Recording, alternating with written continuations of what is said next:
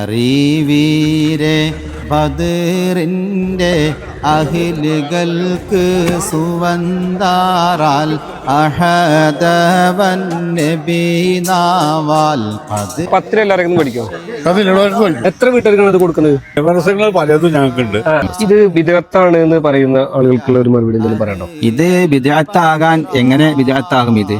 Hi പ്രിയപ്പെട്ടവരെ, അസ്സാം വലൈക്കും. ഞാൻ ഷാജി കാരക്കാട്. ഇന്ന് നമ്മുടെ റമദാന്റെ വളരെ പ്രധാനപ്പെട്ട പവിത്രമായ ഒരു ദിനമാണല്ലോ. ബദരീങ്ങളുടെ നേർച്ച നടക്കുന്ന നോമ്പ് 17. ബദർ യുദ്ധത്തിൽ വിജയം രചിച്ച ബദരീങ്ങളുടെ ആണ്ടായിട്ടാണ് ഇതിനെ കാണുന്നത്. അതിന്റെ ഇറച്ചി കൊടുക്കലും കാര്യങ്ങളൊക്കെയാണ് ഈ വീഡിയോയിൽ. അപ്പോൾ വീഡിയോ സ്കിപ്പ് ചെയ്യാതെ കാണാം. ഇതിനെ അനുകൂലിക്കുന്നവരും പ്രതികൂലിക്കുന്നവരും ഉണ്ടാവും. അവർക്ക് അവരുടെ അഭിപ്രായങ്ങൾ ഈ കമന്റിൽ രേഖപ്പെടുത്താം. ഇതുപോലെ 5 ചെമ്പാണുള്ളത് അല്ലെ? 5 ചെമ്പ്. എത്ര വീട്ടുകാർക്കാണ് ഇത് കൊടുക്കുന്നത്? ഇത് 620 വീട്ടുകാർക്കാണ് ഇപ്പൊ ടോക്ക് എടുത്തിട്ടുള്ളത്. ഇൻഷാ അല്ലാഹ് അവര് വന്നാൽ എല്ലാവർക്കും നമ്മൾ കൊടുക്കും. ഏകദേശം 800 ഗ്രാം 800 ഗ്രാമോടെ നമ്മൾ കൊടുക്കും. ഒരു വീട്ടിലേക്ക് 800 ഗ്രാം വെന്തിറച്ചി 800 ഗ്രാം. അത്യാവശ്യം ഒരു 6-7 പേർക്ക് വീട്ടിൽ വളരെ പാരമ്പര്യമായിട്ട് നമ്മൾ കൊണ്ടുനടക്കുന്ന സംവിധാനമാണ് ബദരീങ്ങളെ നേർച്ച. അത് നമ്മളിപ്പോഴും അങ്ങനെ തന്നെ കൊണ്ടുപോകണം.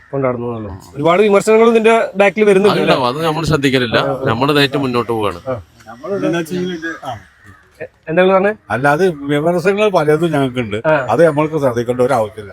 നമ്മൾ പരിപാടി നമ്മുടെ വിശ്വാസത്തെ നമ്മൾ മുറുകെ പിടിച്ച് മുന്നോട്ട് കൊണ്ടുപോകാം അല്ലെ? പോത്താണ്. പോത്തിനെ നോക്കി വാങ്ങി തൂക്കി ഇന്നലെ കൊടുന്ന് ഇവിടെ പാകം ചെയ്ത് ഇത് ഏകദേശം 4-5 പോത്തുണ്ടാവും. 5 പോത്തുണ്ടാവും. ഇതിന് പവിത്രമായ ഒരു ഇതായിട്ട് ബദറിന്റെ ദിനത്തിന്റെ ഒരു ഓർമ്മ പുതുക്കലും കൂടിയാണ്. അപ്പൊ അത് ഒരു ഇറച്ചി വാങ്ങാന്നതിന്റെ അപ്പുറം ഇതൊരു ചീരിനായിട്ട് കണക്കാക്കിയിട്ട് ആണ് ആളുകൾ ഇത് വാങ്ങുന്നത്. അതാണ് ഇത് നിർബന്ധമായിട്ടും ഈ പള്ളി ഇത് ഏറ്റെടുത്തിട്ട് വളരെ ഭംഗിയാക്കിയിട്ട് നടത്തുന്നത്. എന്ത് പ്രതിസന്ധികൾ വന്നാലും നമ്മളിത് ഏറ്റെടുത്ത് നടപ്പാക്കുന്നത് ആ ബദർ ദിനത്തിലുള്ള അതിന്റെ പോരിശ, അതിന്റെ ആ പവിത്രത മനസ്സിലാക്കിയിട്ട് ഇതൊരു ചീരിനായിട്ട് ജനങ്ങൾക്ക് എത്തിച്ചു കൊടുക്കുക എന്നുള്ളതാണ് ഇതിന്റെ മെയിനായിട്ട് ഞങ്ങൾ ഉദ്ദേശിക്കുന്നത്. പിന്നെ വളരെയധികം ടേസ്റ്റുമാണ് അത്. കാരക്കാട് പള്ളിക്ക് ചെമ്പിലിട്ട് ഇറച്ചി എന്ന് പറഞ്ഞതിന് പ്രത്യേകത ഉണ്ട്. പഴയകാല കുറെ ഓർമ്മകളുണ്ട്. ഞങ്ങളൊക്കെ ചെറുപ്പത്തില് വരിക്ക് നിന്നിട്ട് ഇതിന്റെ മടക്കപ്പത്തിരി പറഞ്ഞിട്ട് ഒരു സംഭവം ഉണ്ട്. അത് ആ തല മുതൽ ഈ തല മുതൽ ഞങ്ങൾ വരിക്ക് നിന്നിട്ട് അന്നൊക്കെ ചെറിയ കുട്ടികളാകുമ്പോ പാത്രങ്ങളെ കൊണ്ട് നോമ്പ് മുറിച്ചിട്ടുണ്ട്. അല്ല, അന്ന് ഞങ്ങള് വന്ന് നിന്നിട്ട് വരിക്കൊക്കെ നിന്നിട്ട് അന്ന് ആ ചരിത്രം ഇന്നില്ല. ഇന്നിപ്പോ നിസ്കാരം കഴിഞ്ഞ ഉടനെ ബാക്കി ഉണ്ടെങ്കിൽ അത് കൊണ്ട് വരി കുറവാണല്ലേ? ചില നാടുകളിലെ ഇത്തരം സംവിധാനങ്ങളില്ല. അപ്പൊ അവർക്ക് ഒന്ന് പരിചയപ്പെടാൻ വേണ്ടിട്ട് അറിയാൻ വേണ്ടിയിട്ടാണ് ഇതിന്റെ ഒരു വീഡിയോ ഇങ്ങനെ പൂർണ്ണമായിട്ട് എടുത്തത്. അപ്പൊ പ്രിയപ്പെട്ടവരെ, നമ്മുടെ ഉബൈദ് മൊയ്ലിയാരെ നമ്മൾ പരിചയപ്പെടുത്തേണ്ട ആവശ്യമില്ല. ഒരുപാട് വേദികളിൽ പ്രാസംഗികരായിട്ടും അതുപോലെ തന്നെ കഥാപ്രസംഗ രംഗത്തും ബദറൊക്കെ ഒരുപാട് പാടി നടക്കുന്ന ഒരാളാണ്. അപ്പൊ അദ്ദേഹത്തോട് തന്നെ ഇന്നത്തെ ദിവസത്തിന്റെ പ്രാധാന്യം നമുക്ക് ചോദിച്ചാൽ, എന്റെ സുഹൃത്തു കൂടിയാണ്, എന്റെ നാട്ടുകാരൻ കൂടിയാണ്.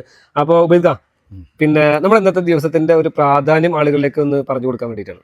1400 കൊല്ലം മുമ്പ് ഇതുപോലെ ഒരു റമദാൻ മാസം, ഹിജറ 2-ാം വർഷം റമദാൻ 17 വെള്ളിയാഴ്ച പ്രഭാതത്തിലാണ് ഇസ്ലാമിക ചരിത്രത്തിലെ ഏറ്റവും സുപ്രധാനമായ ഒരു പോരാട്ടം നടന്നത്. വളരെ ചെറിയൊരു സംഘം ആയുധധാരികളായ എല്ലാ സൗകര്യങ്ങളോടും കൂടി വന്ന വലിയൊരു സംഘത്തെ പരാജയപ്പെടുത്തി എന്നുള്ള വലിയൊരു പ്രതിഭാസം കൂടി ഇതിലുണ്ട്. അപ്പോൾ സത്യത്തിന് വേണ്ടി, ധർമ്മത്തിന് വേണ്ടി നിലകൊണ്ട ആ മഹത്തുക്കളായ സ്വഹാബികളെ അവരെ ഓർക്കുക, അനുസ്മരിക്കുക എന്നതാണ് ഇന്നത്തെ ദിവസം കൊണ്ട് ഉദ്ദേശിക്കുന്നത്. ഇത് ബിദ്അത്താണ് എന്ന് പറയുന്ന ആളുകൾക്കുള്ള ഒരു മറുപടി എന്തെങ്കിലും പറയണ്ടോ? ഇത് ബിദ്അത്താകാൻ എങ്ങനെ ബിദ്അത്താകും ഇത്? കാരണം അവരെ കുറിച്ച് പറയുക, അവരുടെ പേര് പറയുക എന്നുള്ളതൊക്കെ ദിക്റുല്ലാഹിയാണ്, അള്ളാഹുവിന് ദിക്ർ ചെല്ലാനാണ്. കാരണം കർമ്മശാസ്ത്രത്തിലൊക്കെ പറയുന്നുണ്ട്, നമ്മളുടെ പ്രാഥമിക ആവശ്യങ്ങൾ നിർവഹിക്കാൻ പോകുമ്പോൾ ദിക്റുല്ലാഹി, അള്ളാഹുവിനുള്ള ദിക്റുകളെ എഴുതിയതൊക്കെ മാറ്റിവെക്കണം. അപ്പൊ അതിന് ഉദാഹരണം പറയുന്നത് അമ്പിയാക്കളും മലായിക്കത്തുകളും സ്വാലിഹീങ്ങളൊക്കെയാണ്. അപ്പൊ ആ സ്വാലിഹീങ്ങളുടെ കൂട്ടത്തില് ബദരീങ്ങൾ ഉൾപ്പെടും എന്നതിൽ സംശയമില്ല. ഒന്നാമത്തവർ ബഹുമാനപ്പെട്ട നബി സല്ലല്ലാഹു അലൈഹി വസല്ലം തങ്ങൾ തന്നെയാണ്. അങ്ങനെയുള്ള പ്രഗത്ഭരായ സ്വഹാബികൾ.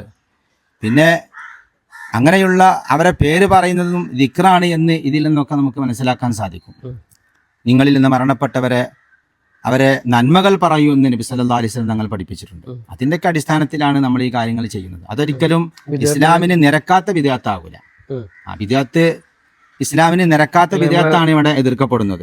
അപ്പൊ നമ്മളെ നബിയും സ്വഹാബികളും പ്രബോധനം ചെയ്യുമ്പോൾ മാസികകളും വാരികകളും പത്രങ്ങളും ഇതുപോലെ സംവിധാനമൊന്നും ഇല്ലല്ലോ. അത് പുതിയ രീതിയിലുള്ള ബിദ്അത്താണെങ്കിലും അത് നമുക്ക് ഇസ്ലാമിനെ പ്രചരിപ്പിക്കാൻ പറ്റിയ ഒരു മാധ്യമം എന്ന് മാത്രം. ഇതിൽ എന്തായാലും ഈ പരിശുദ്ധ ഇസ്ലാമിന് നിരക്കാത്ത ഒരു വിദ്യാർത്ഥം ഇതിൽ വന്നിട്ടില്ല. അത് ആയത്തുകൾ കൊണ്ടും ഹദീസുകൾ കൊണ്ടൊക്കെ തെളിയിക്കാൻ കഴിയും. പിന്നെ നമ്മൾ എന്തെങ്കിലും സംഭവിച്ചാലേ പെട്ടെന്ന് അള്ളാഹ് അലി പടച്ചോനെ എന്ന് വിളിക്കുന്നതിന് പകരം ബദരീങ്ങളെ എന്ന് വിളിക്കുന്നത് തെറ്റാണോ ശരിയാണോ? എൻ്റെ ഒരു സംശയം കേട്ടോ. കാരണം ആളുകളൊക്കെ നമ്മളൊക്കെ അറിയാതെ ചിലപ്പോൾ വിളിക്കുന്നുണ്ട്. നമ്മൾ വിളിക്കേണ്ടത് അള്ളാഹിനെ എന്ന് ഞാൻ വിശ്വസിക്കുന്നത്. അപ്പൊ ആളുകൾ അറിയാതെ പടച്ചോനെ ബദരീങ്ങളെ എന്ന് വിളിക്കുന്നുണ്ട്. അതെന്താ? അതിപ്പോ നമ്മളൊരു സൽക്കർമ്മം മുമ്പിൽ വെച്ച് ദുആ ചെയ്താൽ ഉത്തരം കിട്ടാൻ സാധ്യതയുണ്ട്. അപ്പൊ അതുകൊണ്ട് നമ്മൾ അള്ളാഹു ഏറ്റവും ആദരിക്കുന്ന ആളുകളുടെ പേര് പറയൽ പുണ്യാണല്ലോ. അപ്പൊ അത് വെച്ച് പറയുക എന്നുള്ള ഒരു സ്നേഹപ്രകടനം.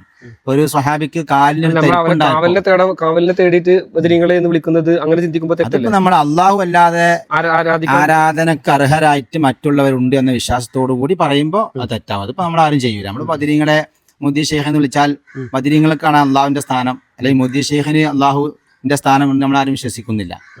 അത് നമ്മൾ ഈമാനികമായ വിശ്വാസത്തിന്റെ അടിസ്ഥാനത്തിലാണ് അതൊക്കെ. ഒരു സ്വഹാബിക്ക് കാലിന് തെരുപ്പുണ്ടായപ്പോൾ അദ്ദേഹം യാ മുഹമ്മദ് എന്നാണ് പെട്ടെന്ന് വിളിച്ചു പോയത്. അങ്ങനെ അത് മാറിയെന്നാണ് ഹദീസിലുള്ളത്. അപ്പൊ ആ അള്ളാഹു ഇഷ്ടപ്പെട്ട ഒരാളെ പേര് പറഞ്ഞാൽ ആ ഇഷ്ടപ്രകടനത്തോടു കൂടി നമ്മുടെ ആവശ്യങ്ങൾ അള്ളാഹുവിന്റെ മുമ്പിൽ വെക്കുമ്പോൾ ദുആക്ക് ഉത്തരം കിട്ടാൻ എളുപ്പമാണ്. ഇത് ആ വിശ്വാസമുള്ളവർക്ക് ചെയ്യാം, അല്ലാത്തവർക്ക് ചെയ്യേണ്ടതില്ല. അപ്പോ നമ്മുടെ ഉബൈദ് ഒരുപാട് ബദർ കിസ്സപ്പാട്ടുകൾ, ഒരുപാട് ചരിത്രങ്ങൾ കിസ്സപ്പാട്ടുകളൊക്കെ മൊയ്ൻകുട്ടി വൈദ്യനൊക്കെ പാടി നടക്കുന്ന വേദികളിൽ നിന്ന് പാടി നടക്കുന്ന ആളാണ്. അപ്പോ ഈ ബദർ ദിനത്തിലെ ഒരു മഹത്തായിട്ടുള്ള ഒരു പാട്ടിനായിക്കോട്ടെ. അറിവീരെ ബദറിന്റെ അഹിലുകൾക്ക് സുവന്താറാൽ അഹദവൻ നബീനാവാൽ ഖദ് ബുശിറ ഹീന അഹ്മദാർ യഖൂലു യാ അഹ്ലൽ ബദ്റാ കറ ഉങ്കൾ ചെയ്തതും എനി ചെയ്യും ഖതദംബ ഗഫറല്ലാലക്കും അണ്ടറുകളെ മർതബ ഏകി കമൽ മുഹ്താജുമക്കില്ല എനി ബിത്തൗബ. ഈ 10 എല്ലാവരും പഠിക്കോ? മുഴുവൻ മേടിക്കോ? മുഴുവനില്ല, കുറച്ച് പഠിക്കാം. എന്തിനാ ഇത് മേടിക്കണത്? ചീരിന് കൊടുക്കാൻ വേണ്ടിട്ട്, ചീരിന് കൊടുക്കാൻ വേണ്ടിട്ടല്ലേ? അതാണ് അതിന്റെ സംഭവം അല്ലേ? സിസ്റ്റം അങ്ങനെയാണ്. ആ, ഓക്കെ.